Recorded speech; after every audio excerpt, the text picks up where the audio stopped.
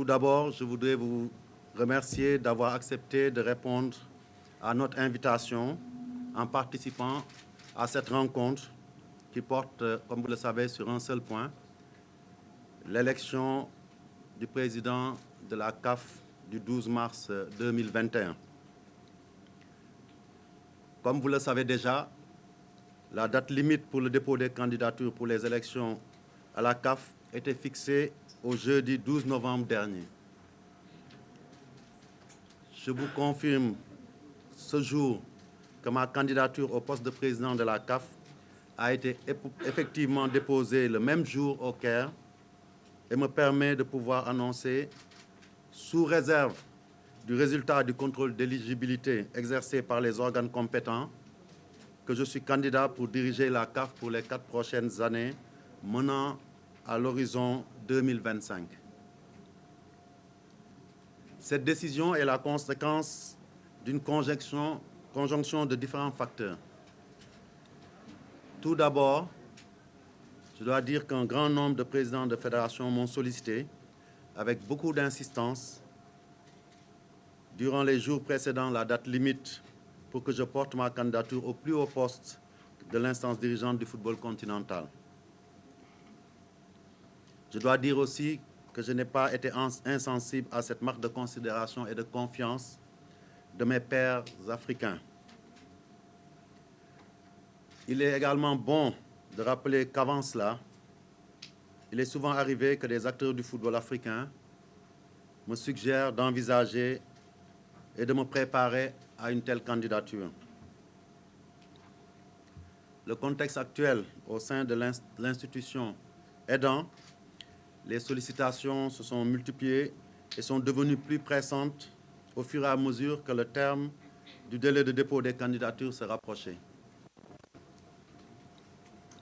Lors de notre dernière réunion du comité exécutif en date du 5 novembre 2020, ici même au siège de la fédération, les membres du comité exécutif de ma fédération m'ont fortement recommandé de postuler à la fonction suprême de président de la CAF si l'opportunité se présentait.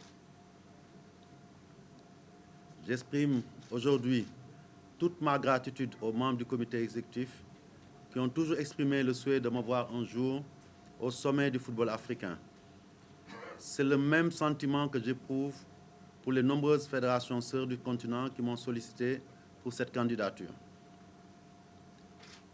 Consulter les plus hautes autorités de mon pays, le Sénégal, m'ont aussi donné leur feu vert. Je voudrais adresser à cette occasion mes sincères remerciements à son Excellence le Président Macky Sall et à M. Makhtar Ba, ministre des Sports, pour leur soutien hautement apprécié qui a permis de hisser le football sénégalais au rang des meilleurs en Afrique et qui sera certainement déterminant dans ce nouveau défi qui permettra de désigner celui qui va présider aux destinées de la CAF. À ce stade, l'actualité faisant, je pouvais profiter de cette étape-là pour féliciter le coach Aliou Cissé et l'ensemble de son staff, ainsi que les joueurs, la fédération, les Sénégalais, pour la qualification obtenue hier à l'occasion des éliminatoires de la CAN, 2 tours avant terme. Et donc ça montre ce que je disais tantôt, avec l'appui de tous les Sénégalais, et particulièrement des autorités, mais avec le travail de notre staff technique, des joueurs et de l'ensemble de la fédération, nous sommes en train d'écrire de nouvelles pages du football sénégalais, mais surtout africain. Pour continuer sur ma lancée, je dirais ainsi ai-je finalement décidé de me porter candidat à la présidence de la CAF avec la ferme conviction que je suis en mesure de répondre aux fortes attentes placées en moi. Au niveau personnel, il m'est apparu clairement que dans ces moments difficiles que la CAF a traversés ces dernières années, la responsabilité ne saurait être exclusivement imputée à ceux qui ont été investis de la mission de gouverner après avoir exprimé leur ambition légitime de le faire. Elle incombe aussi et surtout à tous ceux qui, comme moi, pour une raison ou une autre, n'ont pas pu apporter les changements avec une contribution qui aurait pu être plus décisive pour la victoire de l'Afrique du football sur elle-même et pour elle-même. C'est d'unité qu'il s'agit, d'unité au sein des instances de la CAF, d'unité au sein de la famille du football africain. Après une profonde remise en cause entamée à partir de 2017, après le départ du président Issa Hayatou et l'élection du président Ahmad à la tête de la CAF, fort de mes compétences, de mon expérience et de mon engagement, mais plus que jamais armé de principes et de valeurs éthiques, j'ai décidé d'aller résolument sur le terrain où les différences positives et qualitatives se font, en ayant la ferme résolution d'être de ceux par qui les grands bonds du football africain s'effectueront. C'est ainsi que, depuis bientôt 3 ans, je siège au comité exécutif de la CAF. Aujourd'hui, j'ai décidé d'aller plus loin. J'ai simplement décidé d'endosser le manteau du leadership indispensable pour toute équipe qui se veut performante dans la durée. Sans passion, rien de grand ne peut se faire. Et je peux dire que ma vie a été fortement rythmée par le football. Du petit terrain de la place centrale de mon île natale de Gorée, où je jonglais avec le ballon pieds nus, jusqu'à la présidence de la Fédération de football en 2009, sans oublier la présidence du club de Nawetan de mon île, ASC Kumba Castel, de l'US Gorée et de l'UFOAA, j'ai passionnément servi le football en donnant toujours le meilleur de moi-même. Aujourd'hui, je suis prêt à répondre à l'appel de l'Afrique et de son football pour un tout autre challenge exaltant et de dimension continentale. Je suis prêt à le relever avec l'intime conviction qu'il faut créer une nouvelle dynamique positive symbolisée par un comité exécutif solidaire et travaillant exclusivement et en permanence dans l'intérêt du football africain avec un leadership affirmé et rassembleur. Je crois en mes capacités et en mes valeurs intellectuelles, éthiques et morales, et surtout estime pouvoir être ce visionnaire, ce bâtisseur et ce fédérateur dont le monde du football africain a besoin pour sortir de l'ornière et mettre définitivement et irréversiblement sur les rampes du développement notre football, ces rampes du développement qui lui permettront d'effacer progressivement le fossé entre la CAF et les autres confédérations, tant au niveau sportif qu'au niveau de la gouvernance. Je dois cependant à la vérité de dire que ces dernières années, malgré toutes les clameurs et rumeurs colportées ici et là sur la gestion de la CAF, des avancées notables ont été réalisées dans beaucoup de domaines par les dirigeants en place. Et il me plaît ici de saluer et de rendre hommage au président Ahmad et à mes collègues du comité exécutif de la CAF sortant. Dans mon cheminement au sein de la CAF également, j'ai aussi rencontré des hommes, des femmes,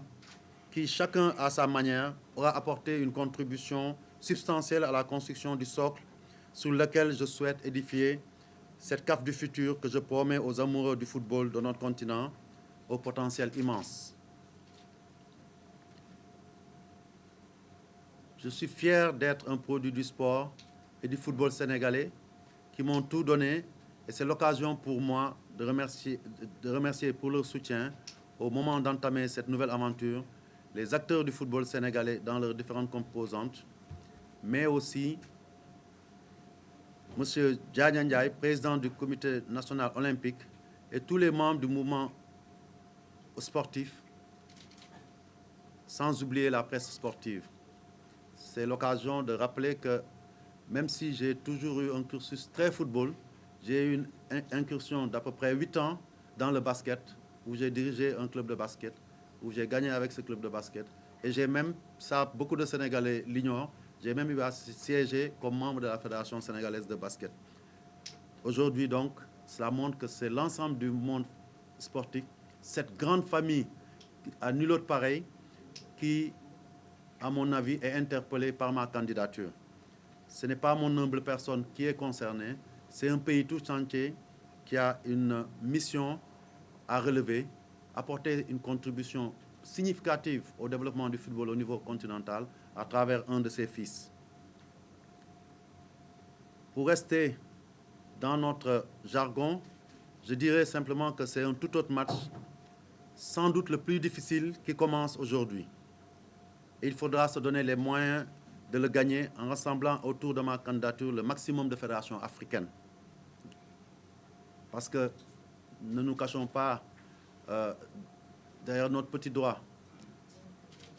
Le Sénégal tout entier doit être avec nous, mais c'est l'Afrique tout entière qui devra nous élire pour que nous puissions assouvir notre ambition de servir le continent africain et son football et de le porter au niveau les plus élevés et les plus proches de ce qui se fait de mieux dans le monde.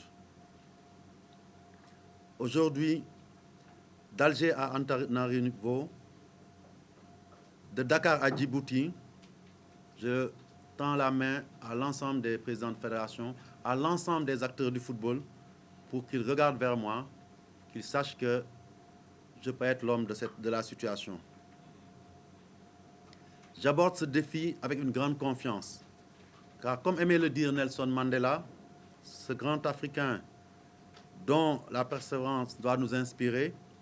c'est en arrivant au sommet d'une colline qu'on se rend compte qu'il reste encore plusieurs autres à escalader. Dans les prochaines semaines, vous pourrez prendre connaissance des principaux axes de mon programme ambitieux et innovant pour la CAF qui s'articule sur le credo « Ensemble pour un football africain uni, plus performant et plus attractif ». Car c'est de tout cela que manque, à mon humble avis, notre organisation continentale. Par ensemble, j'entends les dirigeants, acteurs et amateurs africains, mais également les partenaires. En particulier la FIFA, instance fêtière mondiale du football, qui, sous le magistère du président Gianni Infantino, a fait de l'Afrique une priorité dans la déclinaison de ses différents programmes de développement du football à travers le monde. Gianni Infantino aussi, c'est celui qui a posé un acte historique et fort en choisissant une fille d'Afrique pour la porter à l'une des responsabilités les plus importantes de la FIFA, celle de secrétaire général, et qui aujourd'hui travaille d'arrache-pied avec le président Gianni, et on voit les résultats aujourd'hui avec toutes les réalisations de la FIFA à travers le monde, et nous pouvons être fiers de savoir que si nous sommes élus, nous pourrons travailler avec la FIFA, la main dans la main, à réaliser le vœu de tout le monde, qui est de faire en sorte que ce continent à fort potentiel soit aussi un continent performant et qui soit aussi, je pense, l'avenir et le futur du football mondial. Rien ne sera négligé pour qu'en mars prochain, à Rabat, la CAF puisse reprendre un nouvel élan, avec une nouvelle équipe motivée, compétente et volontariste autour de mon humble personne. CAF Tchakanam, je vous remercie de votre bienveillante attention.